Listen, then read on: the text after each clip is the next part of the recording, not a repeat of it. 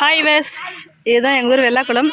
ஏற்கனவே ஒரு முறை இந்த குளத்தை வந்து வீடியோ எடுத்து போட்டிருந்தேன். நான் இங்கே இருக்கிற தாமரைப்பூ பற்றி சொல்லியிருந்தேன். ஆனால் இப்போ இலையே கம்மியாக இருக்குது, தாமரைப்பூவும் கம்மியாக இருக்குது. பசங்க பாருங்கள் குளிக்கிறாங்க, ஹாய் சொல்கிறாங்க. ஜூம் பண்ணி காட்டுறேன் பாருங்கள், தூரமாக தெரியுறாங்களா?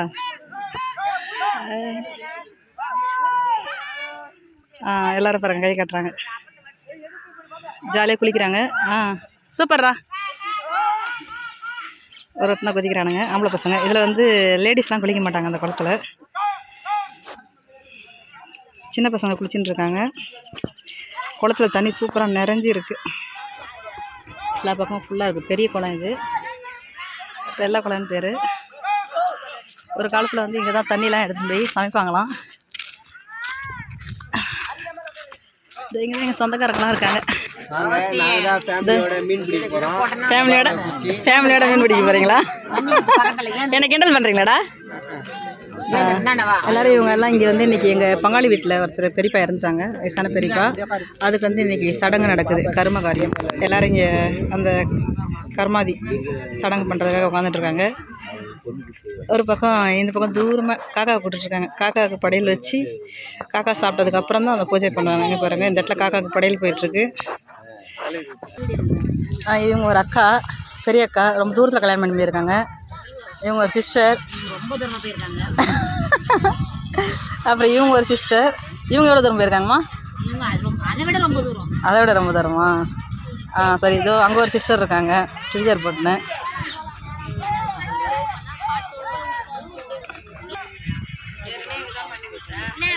இவங்க எல்லாம் எங்கள் பங்காளிங்க, எங்கள் அம்மா வீட்டுக்கு பங்காளிங்க.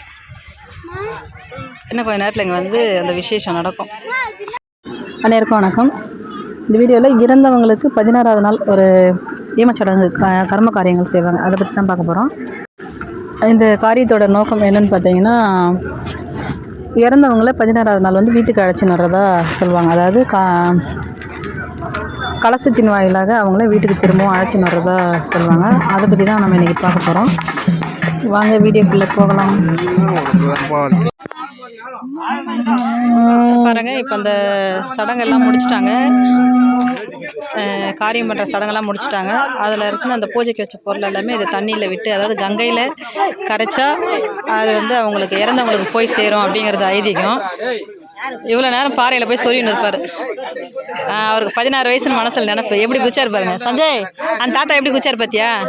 அதனால் இப்போ பாரு, இப்போ இந்த மாமா குதிக்க போகிறாரு பாரு. எல்லாரும் குதிக்கிறாங்க. அதோ அரவிந்தா போயிருக்கான் பாரு, அரவிந்தா. டேய் போங்கடா, எல்லாரும் உள்ள போங்கடா. சின்ன பசங்களா, சிங்கர வேலைங்களா? வேலை பண்ணுறாங்க.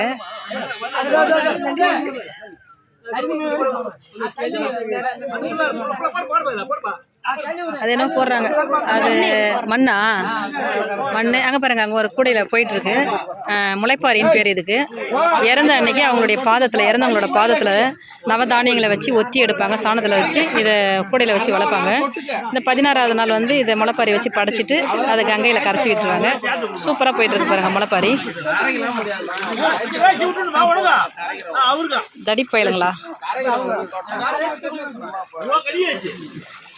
எல்லாம் ஸ்விம்மிங் பண்ணுறாங்க. பாருங்க, முளைப்பாரி வந்து வெள்ளை பயிற்சி. இன்னும் கொஞ்ச நேரத்தில் முழுக போகிறது. இவர் தான் எங்கள் பிரதர் போயிட்டுருக்காரு, வெற்றிவேல் பேர். வெற்றிவேல் பிரதர்.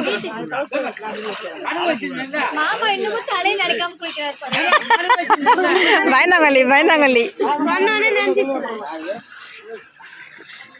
பங்காளி பசங்களா? அவ்வளோதானுங்களா நீங்கள் பங்காளிங்க? ஆமாம், பார்த்து பெரியப்பா விழுந்துட போகிறீங்க, விழுந்துட போகிறீங்க பார்த்து. அந்த முளைப்பாரி இன்னும் உள்ளே போகவே இல்லையே, எங்கேயே இருக்கே? எப்படியா? இவர் அண்ணன், தாமோதர் அண்ணன் போகிறாரு குளிக்கிறதுக்கு, உள்ளே போகிறாரு. குளத்தில் நல்லா தண்ணி ஃபுல்லாக இருக்குது.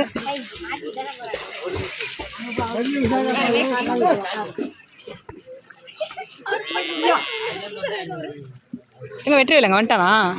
அட பயந்தாங்கல்லி. அப்படியே சித்தப்பா டைவ் அடிச்சாரு. சித்தப்பா இன்னொரு வாட்டி குதிங்க மேலே வந்து.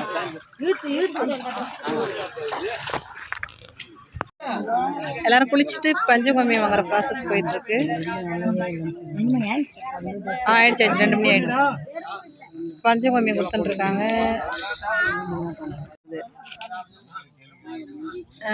எக்கி வளர்த்த ஆரம்பிச்சிட்டாங்க. இது எக்கி முடிஞ்சோடனே பங்காளிங்கெல்லாம் ஒரே லைனாக ஒரே பாவாடை துணியில் உட்கார வைப்பாங்க. ஆமாம், அதுக்கு பேர் பாவாடை துணி தான் பேர். ஒரே பாவாடையில் உட்காரணுடா நீ என் வீட்டுக்கு நியாயம் பேச வந்துட்டுன்னு ஒரு கேள்வி கேட்பாங்க சண்டை வந்துச்சுன்னா. அப்படின்னா ஒரே துணி போட்டு அந்த துணியில் எல்லாரும் உட்காந்து தலை கட்டுறது தான் அது குறிக்கும். அப்படின்னா அது ஒரே பாவாடையில் உட்காரவங்களுக்கு எல்லாத்துலேயும் உரிமை இருக்குதுன்னு அர்த்தம். இப்போ அங்கே கீழே போட்டு உட்காருவாங்க. ஆமாம், இப்போ எக்கியும் போயிட்டுருக்கு. இதை தொடர்ந்து ஒரே பாவாடையில் எல்லாரும் உட்காந்துக்கிறாரு.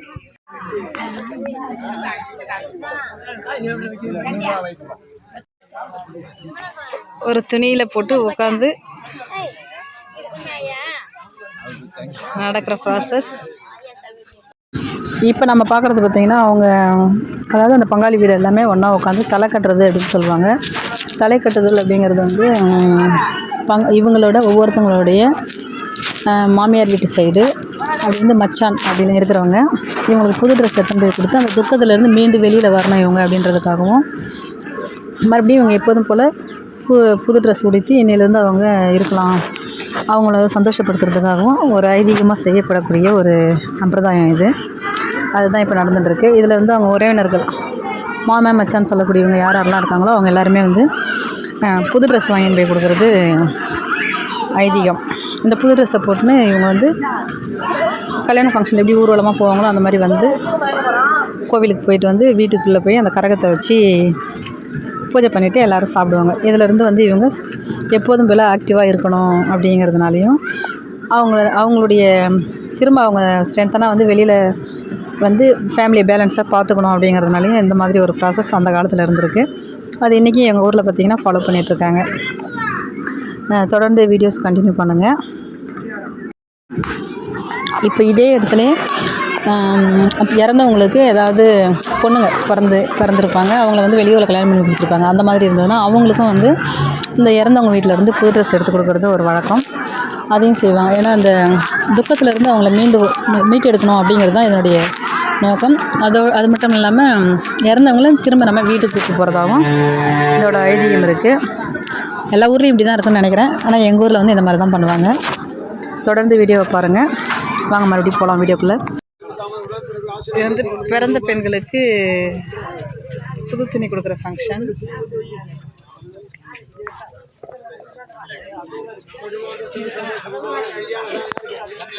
சந்தர்லக்கா சின்ன பாப்பா இப்போ தான் வராங்க.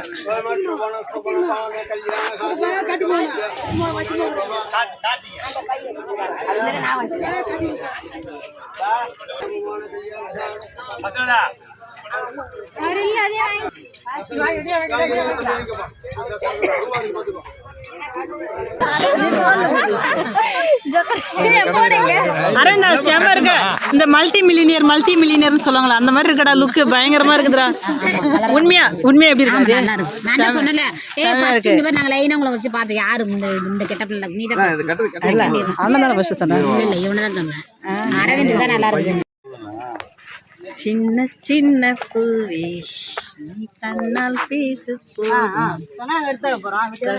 தொட்டு பேசு எல்லாம் தீரும் கைவட்டா அப்படியே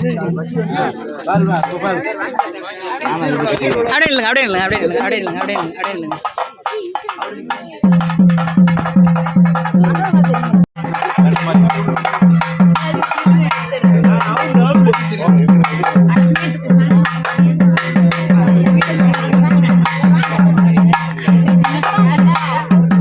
எல்லாரும் புது ட்ரெஸ்லாம் போட்டாங்க, தலப்பா கட்டிட்டாங்க.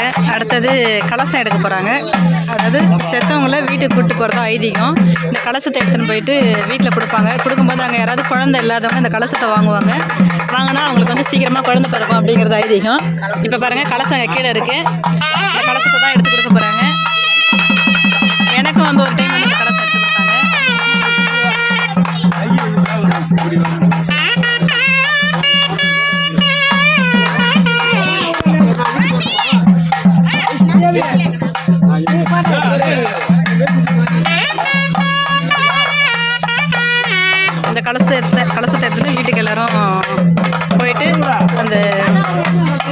படைச்சிருப்பாங்க இத்தனை நாள். இன்றைக்கி அந்த ஃபோட்டோவை உள்ளே எடுத்து போய் வச்சு படைப்பாங்க. அதுக்கப்புறம் இன்னையோட விரதம் வந்து முடிஞ்சிருச்சு. நாளையிலேருந்து அவங்க சமைச்சு சாப்பிட்டுப்பாங்க. காரியம் முடிச்சுட்டு பிள்ளையார் கோயிலில் வந்து படைப்பாங்க. படைச்சிட்டு அதன் பிறகு வீட்டுக்கு போவாங்க. அதாவது இந்த டெத்து நடந்ததுக்கப்புறம் கோவிலுக்கு வர்றது இந்த காரியெல்லாம் முடிஞ்சதுக்கப்புறம் தான் வருவாங்க. எல்லாரும் வந்துட்டுருக்காங்க.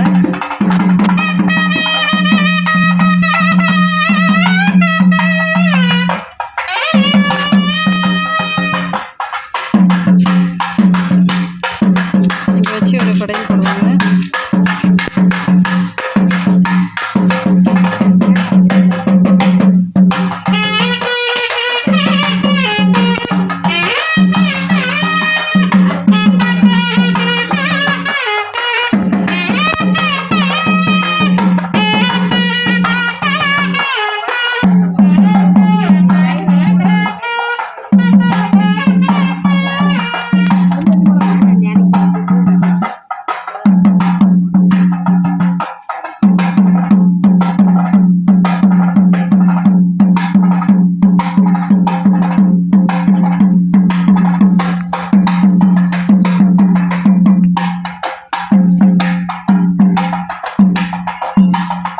கோயிலுக்கெல்லாம் போயிட்டு வீட்டுக்கு வந்துட்டாங்க.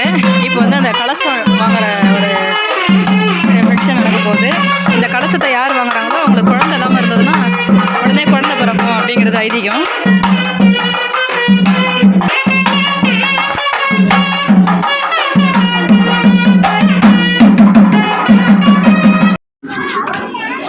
வீட்டுக்கு வந்தாச்சு. இப்போ வந்து கலசத்தை வாங்க போகிறாங்க.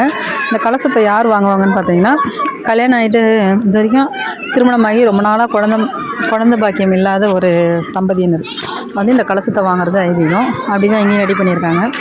கலசத்தை வாங்குறதுக்கு முன்னாடி அதுக்கு ஒரு பூஜை. அந்த கலசம் எடுத்துன்னு வரவங்களுக்கு அவங்களுடைய பாதத்தில் தண்ணியெலாம் ஊற்றி கிளம்பிட்டு மஞ்சள் குங்குமம் இதெல்லாம் வச்சு பூ போட்டு பூஜை பண்ணுறதுன்னு சொல்லுவாங்க. அந்த ப்ராசஸ் முடிச்சுட்டு தேங்காய் கற்பூரம் இதெல்லாம் காட்டி அதன் பிறகு அந்த கலசத்தை வாங்குவாங்க. அந்த கலசத்துக்கு வந்து உயிர் அப்படின்ற ஒரு மதிப்பு இருக்கிறதுனால அப்படியே சாதாரணமாக வாங்க மாட்டாங்க. அந்த கலசத்துக்கு பொன் அல்லது ரூபாய், பொண்ணுக்கும் ரூபாய்க்கும் பார்த்திங்கன்னா நம்ம வந்து உயிர்கலைன்னு ஒரு பேர் சொல்லுவோம்.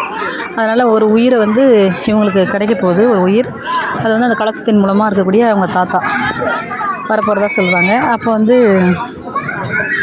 அவங்க கையில் வந்து சும்மா வாங்கக்கூடாது, ஏதாவது வந்து உயிர்களை கொடுத்துட்டு வாங்கணும்னு சொல்லுவாங்க. அதன்படி ஒரு பொண்ணு அல்லது ரூபாய் இந்த மாதிரி வச்சு கொடுத்துட்டு அதை வாங்குவாங்க. இது வந்து ஐதீகம். இந்த கலசத்தை வாங்க போகிறவங்க பார்த்திங்கன்னா எங்கள் இறந்து போன எங்கள் பெரியப்பாவோட பொண்ணு வழி பேத்தி அவங்க தான் வாங்க போகிறாங்க. அதுக்கான ப்ராசஸ் தான் போயிட்டுருக்கு இப்போ எல்லாமே.